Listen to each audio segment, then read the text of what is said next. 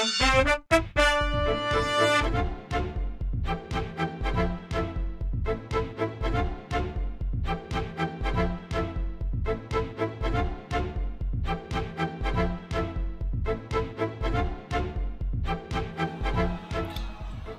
that's an Avenger, right? Yeah, Adventure with the quick release bolt, positive feed. We call this stage 3, I think, when you got the rail also and the shotgun bead front. That was probably, what, 86, 87? Something like that?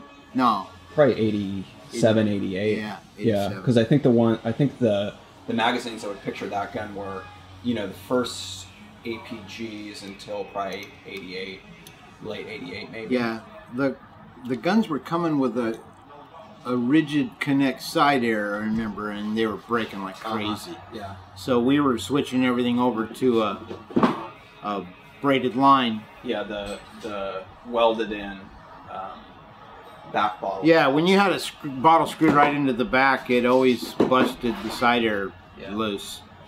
So if we left those like that, we'd always run a pigtail so that it wouldn't bust. But